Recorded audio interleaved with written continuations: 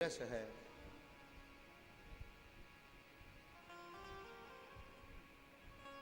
गुरु ही भगवंत कृपा का मार्ग दर्शाया करते हैं। कैसे भगवत कृपा हो।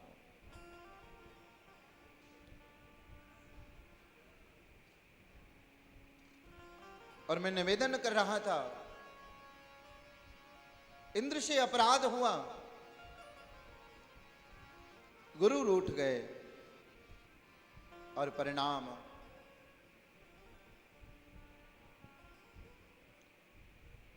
विश्वरूप गुरु के स्थान पर मार्गदर्शन देने के लिए आए।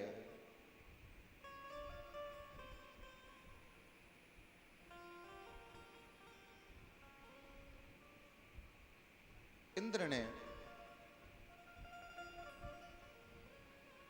ने जब देखा कि यज्ञ में आहुति देते देते साथ में दैत्यों को भी वो आहुति प्रदान कर देते हैं, क्रोध आ गया, वज्र से वध कर दिया विश्वरूप का।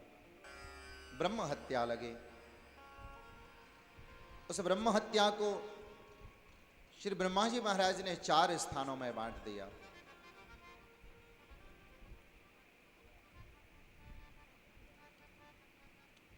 पहला भाग वृक्ष को दिया, द्वितीय भाग जल को दिया, तृतीय भाग पृथ्वी को दिया और चतुर्थ भाग स्त्रियों को प्रदान किया। सबको आशीर्वाद दिया, वरदान दिया।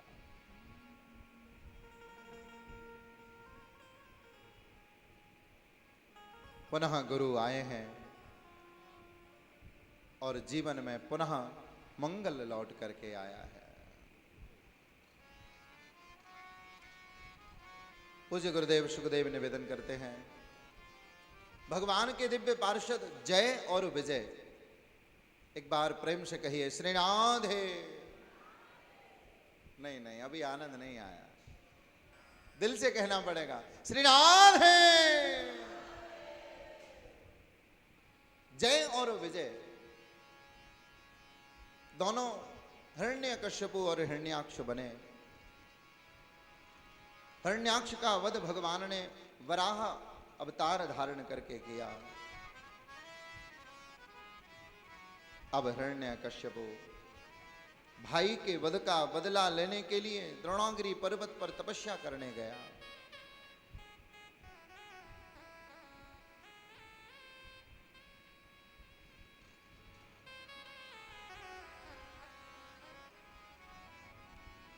सते पे मंदर द्रोण्या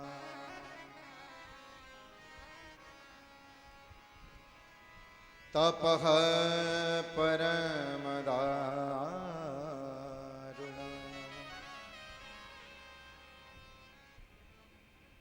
ऊर्ध्वबाहुर्नभो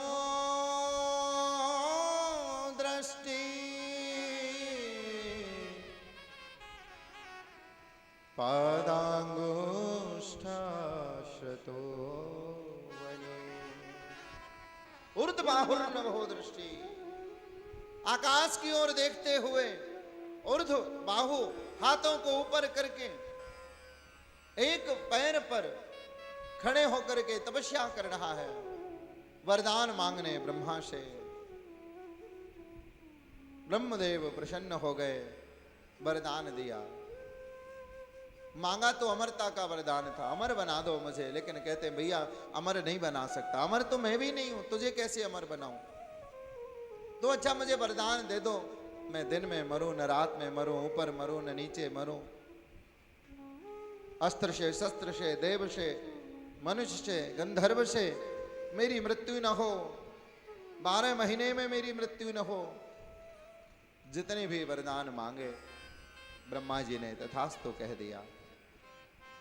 ठीक है भैया ले लो। अपने आप को अमर समझ बैठा। अब तो सोचता है कि मैं कभी मरूंगा ही नहीं। पर मेरे भाई बहन, ये जीवन की हकीकत है। आया है सो जाएगा, राजा रंक फकीर। कोई भी हो, बड़े बड़े बलवान नहीं रहे, बड़े बड़े धनवान नहीं रहे, बड़े बड़े वैभववान भी इस धरा पर इस भूमि पर मिट्टी में मिल गए। और देखिए कैसी भगवत कृपा होने जा रही है। जैसे कीचड़ से कमल पैदा होता है, ऐसे ही अभक्तों के मध्य में एक भक्त प्रकट हुआ। नाम है प्रहलाद। प्रेम से कहो श्री राधे। जन्म से ही भगवत भक्ति। गर्भ में था प्रहलाद तो संत नारद का सानिध्य मिला। इंद्र हरण करके ले गया था कयाधु को। आश्रम में कयाधु को रखा नारद ने और बड़ी सुंदर सुंदर कथाएं, बड़ा सुंदर सत्संग श्रवण कराते और उसका परिणाम गर्भ में ही संस्कारित प्रहलाद भगवत भक्ति से ओतप्रोत जब संसार में आए, भगवत भक्ति और बढ़ गई।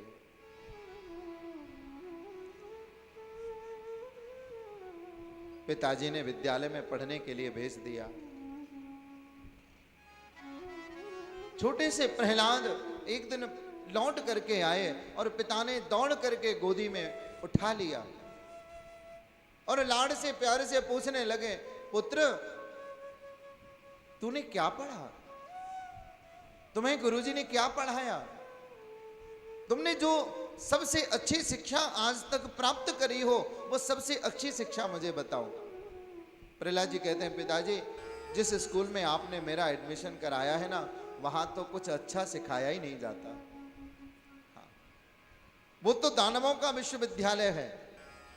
वहां तो सिर्फ लड़ना, झगड़ना, मारना, काटना यही सिखाया जाता है। लेकिन आपने अच्छी शिक्षा पूछी है तो मैं आपको अच्छी शिक्षा ही बताऊंगा। एक बार प्रेम से कहो श्री राधे।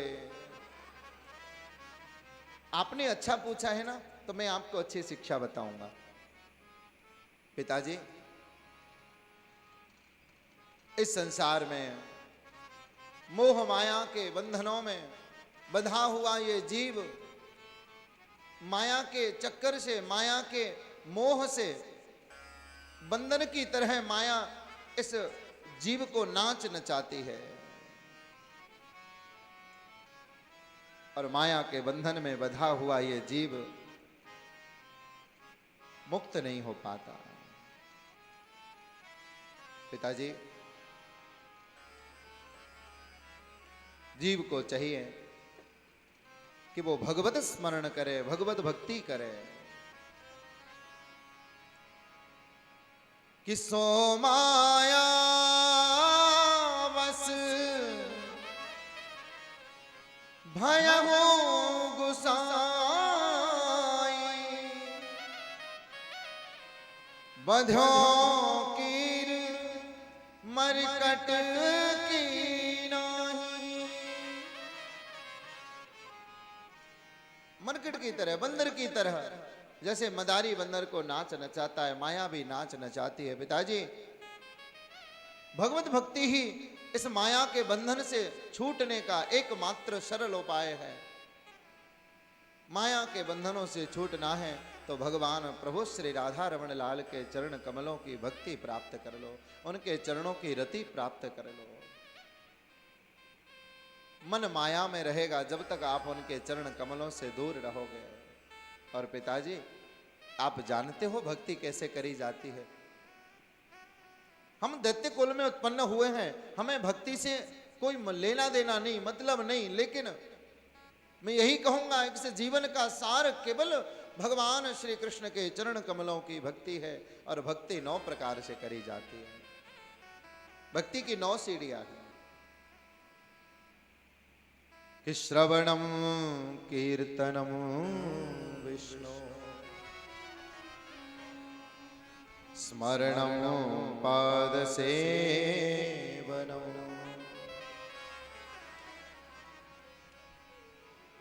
श्रवणम कीर्तनम विष्णु स्मरणम। सबसे पहली भक्ति की सीढ़ी गुरुदेव सुखदेव निवेदन करते हैं कि श्रवण है। कि प्रथम भगते संतन करि संगा। संतों का संग करिए, सत्संग करिए, सत्संग को श्रवण करिए। जब हमारे कर्णपटों से हो करके भगवान नाम की कथा, भगवान का सुंदर भजन, भगवान का संकीर्तन हमारे हृदय में प्रवेश करता है, जन्म जन्मांतर की फैली हुई काम क्रोध लोभ मोह की गंदगी को हमेशा हमेशा के लिए साफ कर देता है। श्रवणम कीर्तनम विष्णु स्मरणम। और केवल श्रवण मत करिए, सुनिए, सुनने के बाद में फिर उसका कीर्तन करिए, मनन करिए, चिंतन करिए।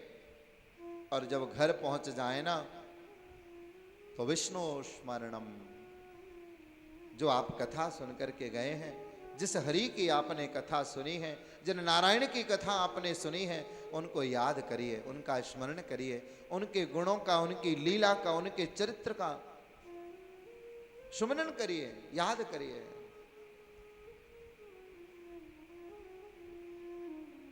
श्रवणम कीर्तनम विष्णु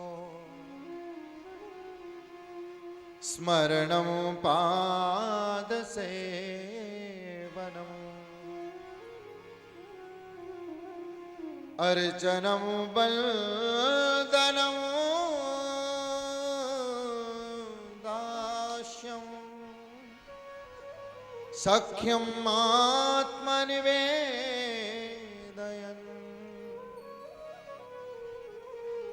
अर्चनम बंदनम दास्यम। अर्चना करिए, पूजा करिए, आरती करिए उनकी। आरती का महत्व है, जब आप आरती करते हैं, आरती आर्त शब्द से निश्रित है।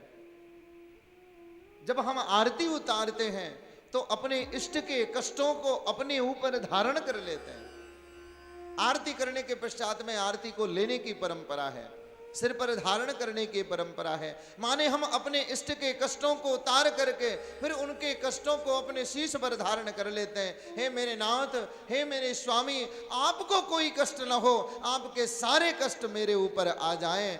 मैं भले ही दुखी रहूं लेकिन आप सुखी रहें, आप आनंद में रहें, मेरे ठाकुर को कोई कष्ट न हो।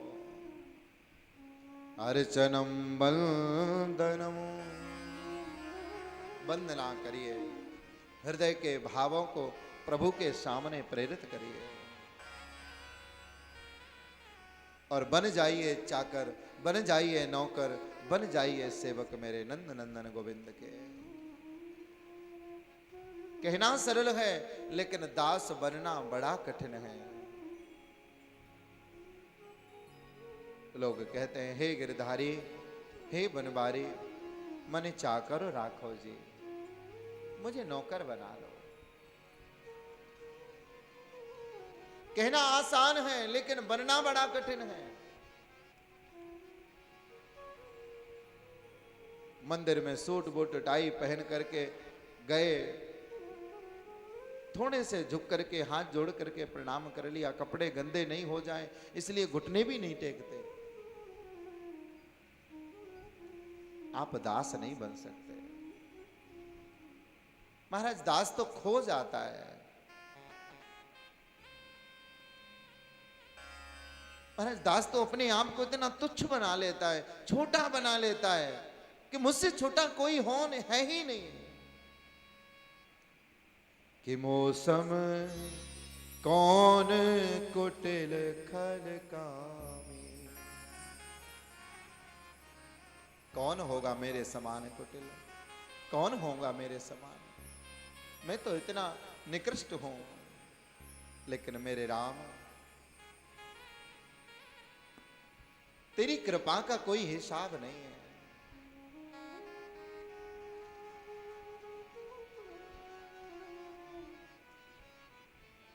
कृपा बेहिसाब करते हैं वो।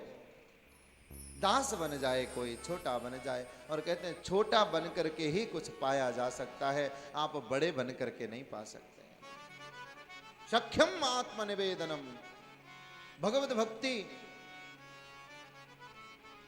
की 8वीं सीढ़ी बताई है, भगवान से संबंध। कोई भी संबंध स्थापित कर लीजिए, कोई भी संबंध बना लीजिए, लेकिन संबंध होना चाहिए।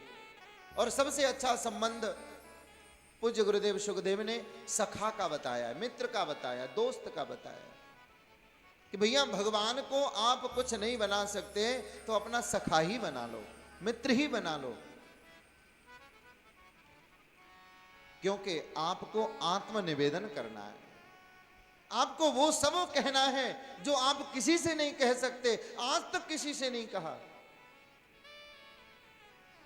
आप पिता के सामने सारी बात नहीं कर सकते, मां के सामने नहीं कर सकते, गुरु के सामने नहीं कर सकते, अन्य संसार के किसी सगे संबंधी के सामने नहीं कर सकते, लेकिन मित्र के सामने जैसी भी बात हो वो कह सकते हैं। गुरुदेव सुखदेव कहते हैं कि भैया भगवान को मित्र बना लो, वो तुम्हारा जन्म जन्मांतर का मित्र है, बस उसे मित्र कहने की जरूरत है। सख्यम आत्मनिवेदनम, सखा बना लीजिए, संबंध बना लीजिए, जो अच्छा लगे। अगर मेरे गोपाल जी को बेटा बनाना है तो बेटा बना लो, मेरे गोपाल जी को भाई बनाना है तो भाई बना लो। महाराज बहुत दिन पहले की घटना है, माट गांव की कोई भक्तानी थी, उसने तो बिहारी जी को देवर बना लिया। देवर नहीं था ना कोई, तो ठाकुर जी को देवर ही बना बैठे। गोपाल जी को कोई भी संबंध जो हो सके वो संबंध आप स्थापित कर लीजिए, वो संबंध बना लीजिए।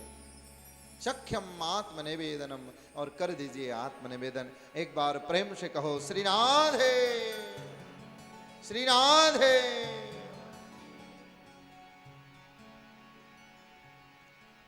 जैसे सुना, जैसे ही सुना भगवत भक्ति का उपदेश, क्रोध में भर गया हिरण्यकश्यप। अरे दुष्ट, तूने मेरे सामने उस नारायण की बड़ाई करी, तू मुझे भजन करने का उपदेश देता है, तू जानता नहीं उस नारायण ने मेरे भाई को मार डाला। तुझे ज्ञात नहीं है, मैंने सारे नगर में ये घोषणा करवाई है, अगर किसी ने भी नारायण का नाम लिया उसे शूली पर लटका दिया जाएगा, उसे मृत्युदंड दिया जाएगा। और तूने मेरे सामने नारायण का नाम लेने की हिम्मत कैसे करी?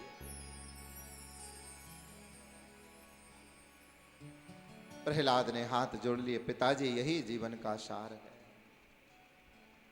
आदेश दे दिया हिरण्यकश्यप ने, ले जाओ इस दुष्ट को, मार डालो।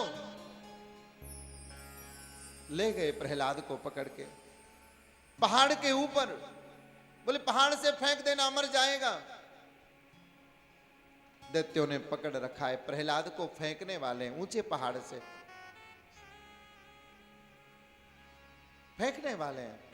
प्रहलाद जी कह रहे हैं भैया जरा 1 मिनट का समय दे दो, मैं जरा अपने जगदीश्वर से, जरा अपने गोविंद से जरा प्रार्थना तो कर लूं, मैं अपने ठाकुर से एक बार प्रार्थना कर लूं, उसका धन्यवाद कर लूं। आंखें बंद करके प्रहलाद ने गोविंद के चरणों में अपनी प्रणति निवेदित की है।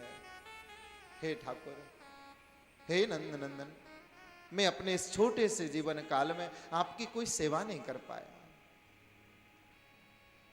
हे नाथ, अब मैं आपके चरण शरण में आया हूं, आपके चरणों की शरण में आ गया हूं। नाथ, मुझे अपने चरणों में स्थान देना। मैं नहीं जानता कि मैं अच्छा हूं या बुरा, रहे गिरधारी लला, हम भले बुरे सो तेरे, जैसे भी हैं, भले हैं बुरे हैं तेरे हैं। आंखें बंद कर ली। भैया अब मैं ठाकुर के चरणों में चलता हूं। दैत्यों ने बाह पकड़ करके हजारों फुट की ऊंचाई से प्रहलाद को फेंक दिया। प्रहलाद गिरते चले जा रहे हैं, गिरते चले जा रहे हैं। आज मेरे नारायण का सिंहासन भी डोल उठा।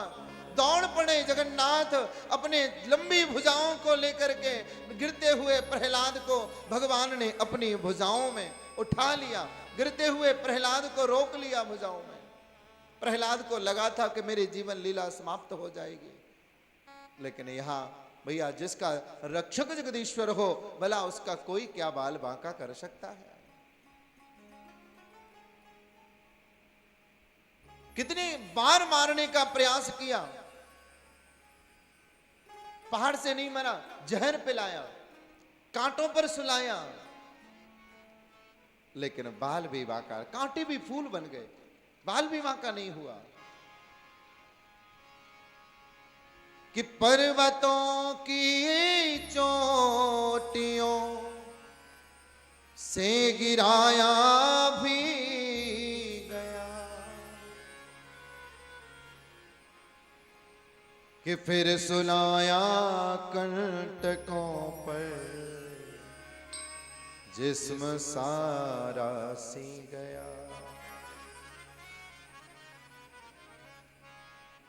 कि भर के प्याला भी हलाहल का पिलाया पी गया,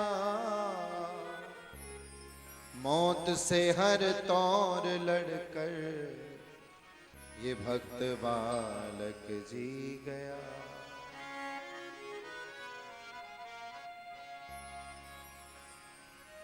जी गया भक्त बालक। होलिका ने जलाने का प्रयास किया, खुद जल गई, लेकिन भक्त को जला नहीं पाए। प्रहलाद को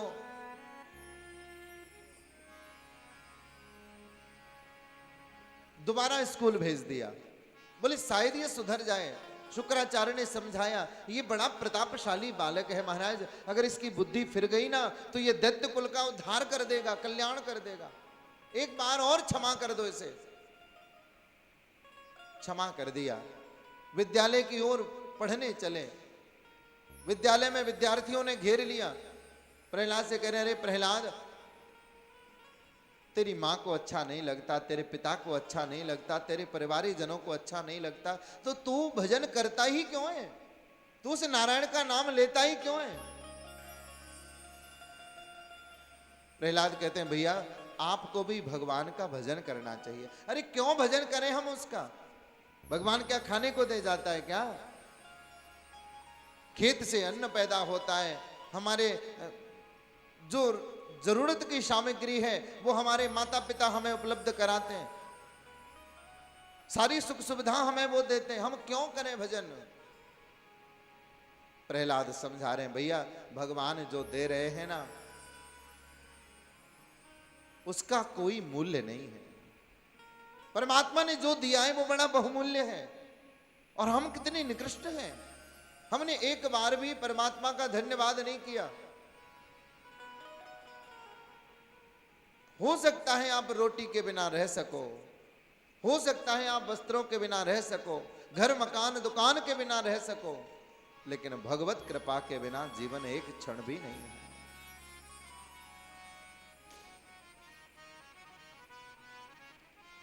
अभी यहां पर लाइट जल रही है, घरों में लाइट जलाते हैं, महीने भर बाद उसका बिल भरना पड़ता है।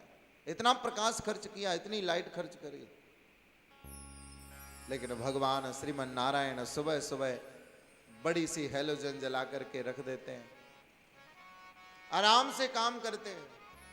भगवान ने कभी किसी के घर में बिल नहीं भेजा कि तुमने इतना प्रकाश खर्च किया, तुम्हें इतना भरना पड़ेगा। भगवान कहे, भैया आधा घंटे के लिए मेरी मशीन खराब हो गई है, किसी को हवा नहीं मिलेगी, अपना अपना इंतजाम कर लो सभी। महाराज हम रह नहीं सकते, रह सकते हैं क्या?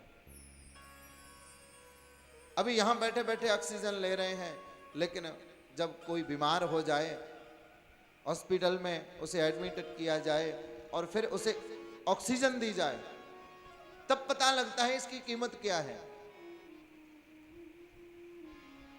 भगवान ने जो हमें दिया है वो बेशकीमती है, उसका कोई हिसाब नहीं है। और भैया सबसे बड़ी बात कि परमात्मा ने हमें मनुष्य का जन्म दिया। भगवान न करे अगर हम मानव न होते, कुकर शुकर कुत्ता बिल्ली बना देता भगवान। प्रहलाद जी कहते हैं, तो क्या हम इस विद्यालय में बैठे होते? तो क्या हम घर में रह पाते? भगवान की बड़ी कृपा है कि दुर्लभो मानुषो देहो देहिनां क्षणभंगुर तत्रापि दुर्लभं मन्ये वैकुंठ प्रिय दर्शनम। दुर्लभो मानसो देहो।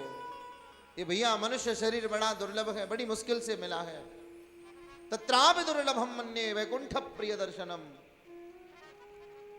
लेकिन इस मनुष्य शरीर को प्राप्त करने के बाद भी इसके अंदर अवगुण है। देहि नाम क्षण भंगुरा, क्षण भंगुर है, पता नहीं कब नष्ट हो जाए। मुश्किल है इस मानव शरीर को प्राप्त करके भगवत चरणों की रति प्राप्त करना,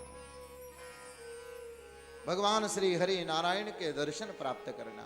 जीवन का उद्देश्य धन नहीं, बल नहीं, संपत्ति नहीं, गोविंद के चरणार बिंद हो।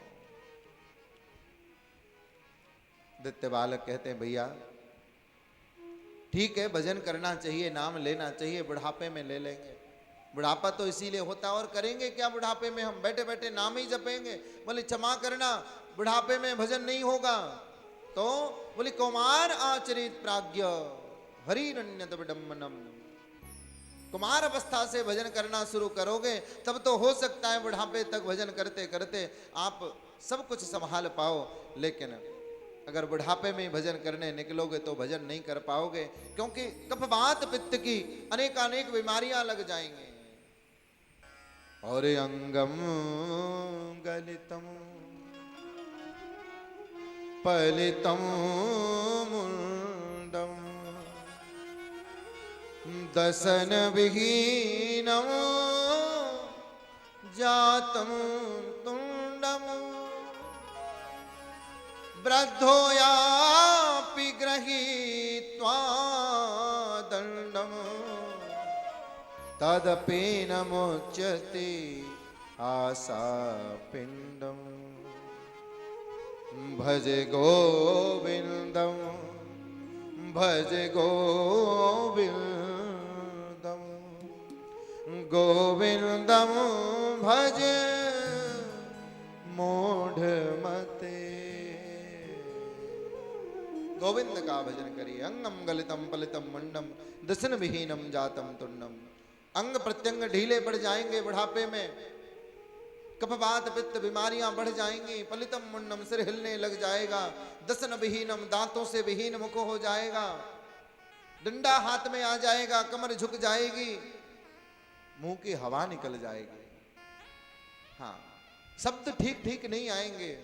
राम कहोगे तो आम निकलेगी, भजन कैसे होगा? फिर आप चाहें कि जाकर के भैया वृंदावन की एक बार परिक्रमा कर ली जाए तो क्या जा पाओगे? क्या चल पाओगे? फिर आपके पैर जवाब दे देंगे, फिर तो राम राम रटते रह जाओगे।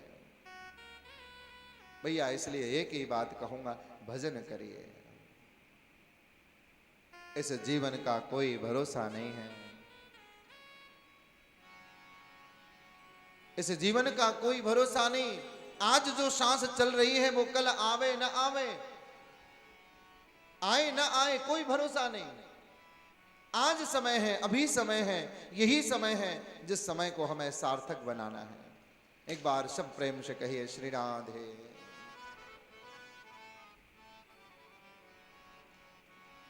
आइए मिल करके यही चेतना अपने अंतर हृदय में हम जागृत करें और प्रेम से इस बात को हृदय में धारण कर लें। 1 मिनट के लिए भगवान नाम चिंतन करें। की दम दा भरोसा यार, हो दम आवे ना आवे, हो इस जीवन दे दिन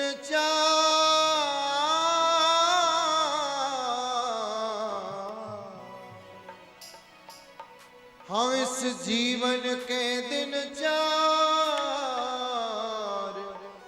दम आवे न आवे।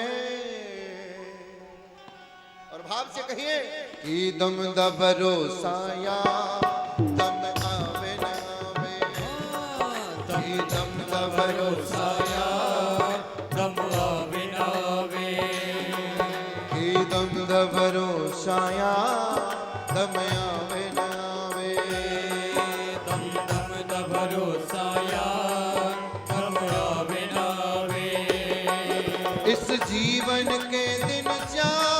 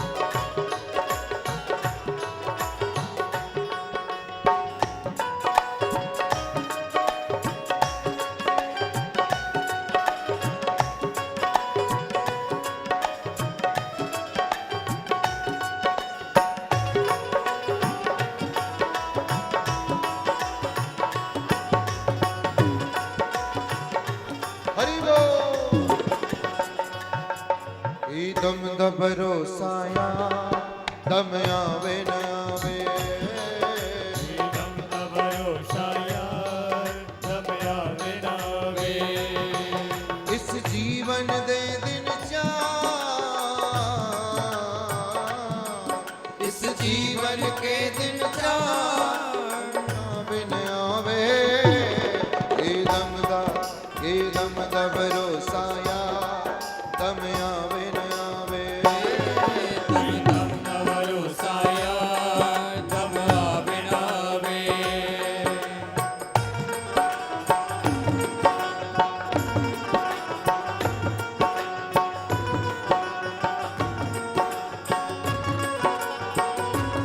हरि बोल।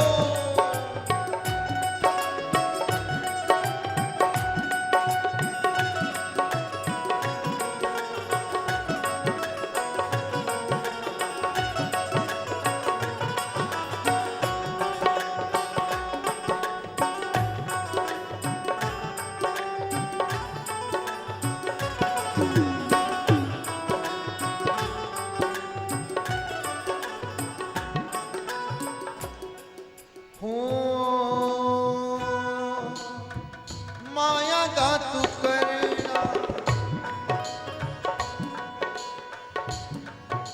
हो माया दा तू करना, गुमान होए मूर्खा, माया दा तू करना, गुमान होए मूर्खा, पड़ी रह जावे तेरी शान होए मूर्खा, बड़ी रह जावे तेरी शान होए मूर्खा,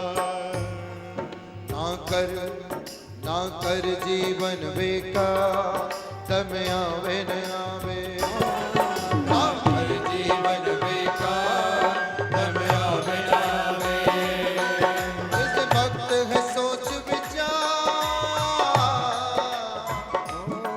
हो आज वक्त है सोच विचार दम आवे न आवे, ये दम द भरोसाया दम आवे न आवे, दम दम द भरोसाया दम आवे न आवे। दम द भरोसाया दम आवे न आवे, ओ की दम द भरोसाया दम आवे न आवे। ये दम द भरोसाया दम आवे न आवे, दम दम द भरोसाया दम आवे न आवे।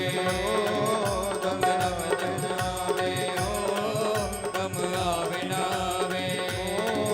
दम आवे न आवे दम आवे न आवे। बोलिए बांके बिहारी लाल की। राधे राधे राधे राधे। आनंद आ रहा है श्री राम वृंदावन के समृतमयी वर्षा में, हमको भी बहुत आ रहा है। और हमारा सौभाग्य है कि आज हमारे यहाँ दो हमारे बहुत महान विभूति वृंदावन के उपस्थित हैं। हमारे बहुत प्रसिद्ध समाज सेवी युवाओं के हृदय सम्राट आदरणीय योगेश द्विवेदी जी, जिन्हें पारिवारिक संस्कार समाज सेवा के प्राप्त हुए, हमारे बीच में हैं। और आज के पूरे भंडारे की व्यवस्था इन्होंने की, आपकी तालियां इन तक पहुँचे हैं। प्रारंभ से ही मथुरा वृंदावन के छोटे से लेके बड़े आयोजनों में जहाँ भी कहीं धर्म कर्म का काम होता है, आदरणीय आपकी भूमिका अवश्य रहती है। मैं आपसे निवेदन करूँगा आप मंच पर आएँ और महाराज श्री से आकर आशीर्वाद लें, आदरणीय योगेश द्विवेदी जी। और इनके साथ ही एक सौभाग्य और है हमारे साथ कि हमारे वृंदावन के चेयरमैन हमारे बीच में हैं, आदरणीय मुकेश गौतम जी। जहाँ जहाँ भी ऐसे आयोजन होते हैं, धार्मिक आयोजन होते हैं, मुकेश, जब से हमारे मुकेश गौतम जी वृंदावन के चेयरमैन बने हैं, वृंदावन की दशा और दिशा दोनों बदल गई हैं। यहाँ की जो सुंदरता देख रहे हैं उसमें बहुत बड़ा योगदान आपका है। आपके लिए भी आप सभी से निवेदन, एक बार जोरदार तालियों से अभिनंदन करें मुकेश गौतम जी से। और आपसे निवेदन के मंच तक आएँ और महाराज श्री से आशीर्वाद लें।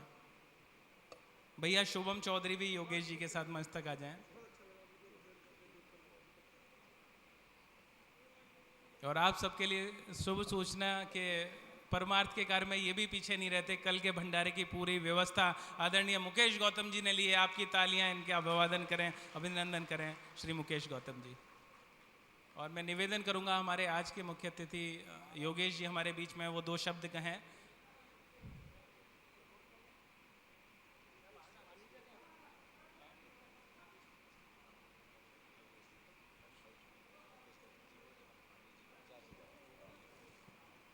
रूपेश जी से निवेदन कि वो मंच पर आए और हमारे योगेश जी को, हमारे आदरणीय योगेश द्विवेदी जी को आकर राधा कृष्ण का चित्र प्रदान करें।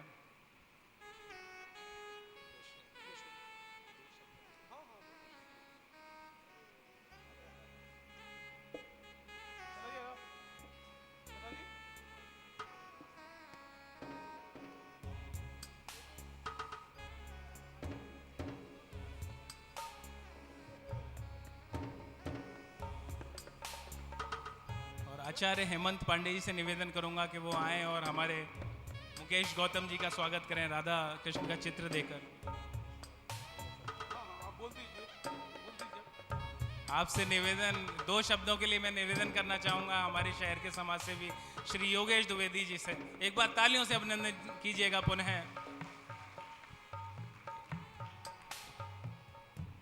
बोलिए भागवत भगवान की। देखिए जय में भी कितनी कंजूसी है। ऐसे जय नहीं होती है। जिस ब्रज वृंदावन में और जिस ब्रज वसुंधरा में आप बैठे हैं, ये विश्वास मानिए कि इस पवित्र भूमि में बैठने का सौभाग्य प्रभु का जिनके आशीर्वाद होता है वही बैठते हैं।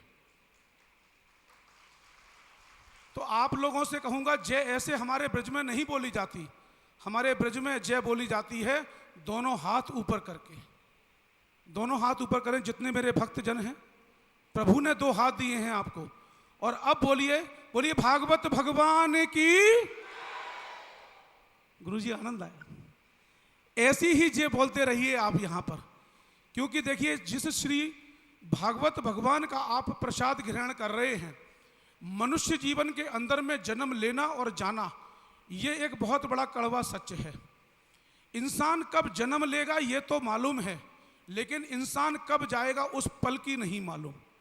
तो अगर आप सब लोग यहां बैठ कर के इतने भाव से जय बोलेंगे तो आपके बहुत नजदीक ही बिहारी जी बैठे हुए हैं, वो हिल जाएंगे। उनको लगेगा मेरे भगत कहीं पर जयकारे बोल रहे हैं। और मैं आप सभी भक्तों से कहना चाहता हूं कि हमारे व्यास गद्दी पर जो बैठे हैं हमारे गुरुजी, बहुत से लोग ये कहते हैं कि भागवत इनको सबको याद रहती है इसलिए ये पढ़ पढ़ के बोलते हैं। लेकिन सौभाग्य है मेरा कि मुझे भी कभी कभी भागवत को छूने का सौभाग्य मिलता है। जैसे आप अपने मोबाइल से नंबर लगाते हैं और नेटवर्क जाने के बाद जब नंबर नहीं मिलता तो आप तड़फड़ाते हैं कि मेरे भाई को फ़ोन लगना है लेकिन नेटवर्क नहीं आ रहा, और जैसे ही नेटवर्क आ जाता है तो नंबर लग जाता है। इसी तरीके से इस व्यास गद्दी पर जब गुरुजी बैठते हैं तो रटते नहीं हैं, इनका नेटवर्क प्रभु से मिल जाता है, इसलिए भागवत कही जाती है। ये नेटवर्क की बात है। इनका नेटवर्क प्रभु से मिल रहा है, इसलिए उनकी वाणी को ये अपने शब्दों से कह रहे हैं। आपका नेटवर्क यहां मिलना चाहिए। छोड़ दीजिए सारी चीजें। आप मन में चिंतन करेंगे मैं घर का दरवाजा खुला छोड़े आया हूं, चोर नहीं आएगा, क्योंकि आप भागवत में बैठे हैं। फैक्ट्री का ताला नहीं लगा है, चोर नहीं आएगा, आप भागवत में बैठे हैं। आप सारा ध्यान भागवत में लगा दीजिए। अगर आप भागवत के साथ हैं तो भगवान आपके साथ है।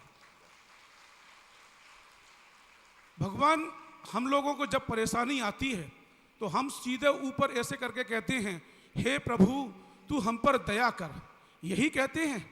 और दया का जरा उल्टा करो, जोर से बताओ। याद। प्रभु कहते हैं तू मुझे पूरे दिन में एक बार याद भी मत कर और मैं तुझ पे दया ही करता चला जाऊं। तो प्रभु को याद करो। अभी जैसे गुरुजी कह रहे थे ना, भजन करो। भजन करना बहुत आवश्यक है। एक छोटा सा दोहा है मुक्ति का और भगवान का, भगवत में भी आता है। मुक्ति उसका नाम है जो मनुष्य की मुक्ति होती है। और मुक्ति भगवान से भी पूछती है कि प्रभु, ये भागवत में भी आता है, प्रभु मुझे ये बताओ कि मैं सबकी मुक्ति करती हूं, मेरी मुक्ति कैसे होगी? तो उसका एक दोहा आया है, मुक्त कहे गोपाल से, मुक्त कहे गोपाल से मेरी मुक्ति बता। मुक्ति भगवान से पूछ रही हैं, हे प्रभु मैं दुनिया की मुक्ति करती हूं, मेरी मुक्ति कैसे होगी? तो प्रभु ने कहा, ब्रज रज उड़ मस्तक लगे तो मुक्त मुक्त हो जा। इस ब्रज की जो रज है ये आपके मस्तक पे लग जाएगी, हे मुक्ति, तो तुम्हारी मुक्ति स्वतः ही हो जाएगी।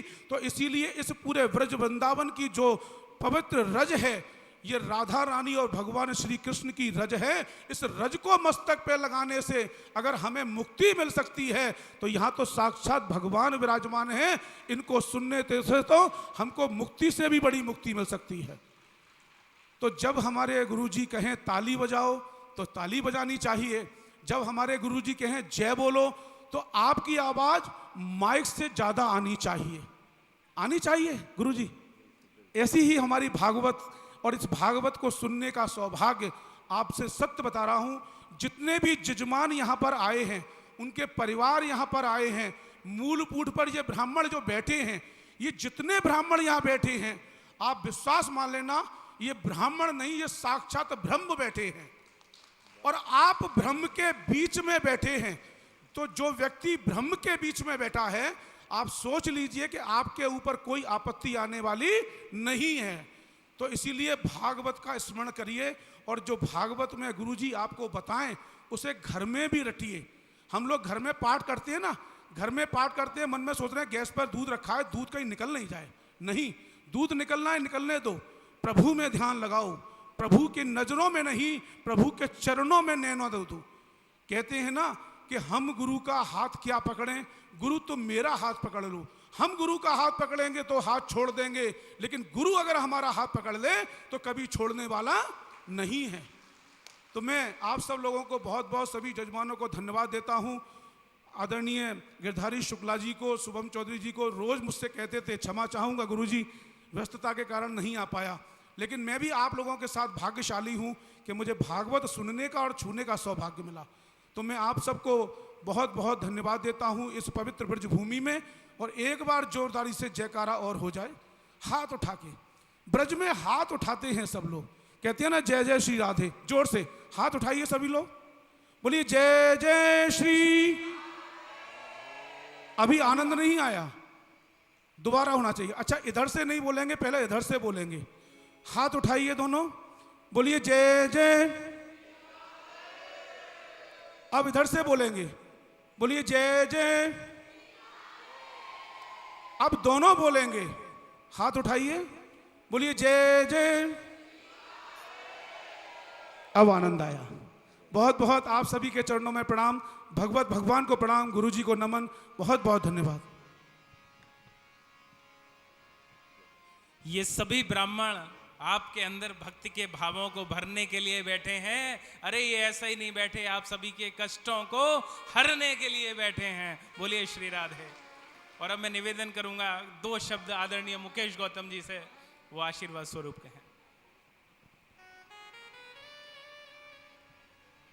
मेरा बड़ा सौभाग्य है और आप सब लोगों का भी बड़ा सौभाग्य है कि इस भगवान श्री कृष्ण की जन्मस्थली मथुरा और भगवान श्री कृष्ण की क्रीड़ा भूमि श्रीधाम वृंदावन में आप लोगों ने इस भागवत श्रवण कथा का महाराज श्री के श्री मुख से ये 7 दिन तक कथा का जो श्रवण कर रहे हैं, निश्चित तौर से मैं आपका तो हृदय से हार्दिक अभिनंदन वंदन करता हूँ, महाराज श्री के चरणों में भी नमन वंदन करता हूँ।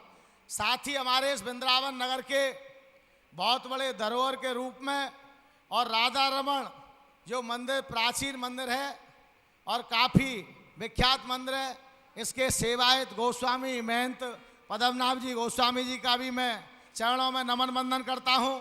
साथ ही इस वृंदावन नगर के अंतर्गत हमारे ऐसे पूज्य संत जिनके के द्वारा देश विदेश में इस यमुना जी को शुद्धिकरण के लिए और इस जमुना जी को जो प्रदूषण से जमुना हो गई है, प्रदूषित हो गई है, इसको ठीक करने के लिए इन्होंने संकल्प ले रखा है। ऐसा जमुना जी वाले बाबा और गंगा जी वाले बाबा इनका नाम है। इनके चरणों में नमन करता हूँ। साथ ही परिसर के अंतर्गत जितने भी भागवताचार्य जो भागवत बंधु जो पाठ कर रहे हैं, मूल पाठ कर रहे हैं, और यहाँ उन सबका मैं हृदय से हार्दिक अभिनंदन वंदन करता हूँ कि उनकी वाणी के द्वारा निश्चित तौर से जो आप लोगों के संकल्प आपने लिए हुए हैं और आप लोगों के जो संकल्प सिद्ध इनके पाठ मूल पाठ के द्वारा होने हैं, इनका ऐसा प्रभु से कामना करता हूँ कि जो ये पाठ आपके लिए कर रहे हैं निश्चित तौर से आपकी मनोकामना पूर्ण हो। आप बहुत दूर दराज से आए हैं, निश्चित तौर से भगवान श्री कृष्ण की क्रीड़ा भूमि श्रीधाम वृंदावन के अंतर्गत जहाँ के देश विदेश का व्यक्ति मोक्ष पाने के लिए इस वृंदावन धाम में, मुक्ति पाने के लिए इस वृंदावन धाम में आता है, ऐसे इस वृंदावन धाम में आप कथा करवा रहे हैं, श्रवण कर रहे हैं। आप लोगों ने एक एक पंडित को निश्चित तौर से मूल पाठ के लिए यहाँ बैठाला है। मैं महाराज श्री के चरणों में नमन करूँगा, क्योंकि कभी नेता को कभी भी मंच पे ज़्यादा इस वजह से नहीं बोलना चाहिए। मैं कहीं मंच पे जाता हूँ, मुझको ज़बरदस्ती बुलवा दिया है, मैं नहीं बोलता हूँ, क्योंकि जहाँ कथा हो रही हो और जहाँ हमको और जनता को आनंद आ रहा हो, उस जगह पर महाराज श्री के श्रीमुख से जो कुछ बोला जा रहा है वही हमारे लिए अमृत है। और इस अमृत को समझ करके हम सबको श्रवण करना है, इसको पीना है। मैं इनके बीच में व्यवधान न करके बन करके मैं आप सब लोगों से कहूँगा कि जिस प्रकार से ये वृंदावन नगर जिस प्रकार की पावन भूमि है, जिस प्रकार से इस वृंदावन नगर का महत्व है, आप इसमें कथा करा रहे हैं, निश्चित तौर से आपके वो पूर्वज और आपकी आने वाली पीढ़ी, पूर्वज तो निश्चित तौर से आपके तृप्त होंगे ही, क्यों श्राद्ध पक्ष चल रहा है और भागवत का श्राद्ध पक्ष के अंतर्गत बहुत बड़ा महत्व होता है। आपके पूर्वजों को, सभी के पूर्वजों को ये भागवत उनके लिए लगेगी। और आप जो इस कर्म को और भागवत को जो सुन रहे हैं, सुनने के बाद निश्चित तौर से भविष्य में आपके आने वाली पीढ़ी उन्नति करे, आपका परिवार प्रगति करे। मेरी शुभकामना आप सबके पास। जय श्री राधे। जय जय श्री राधे।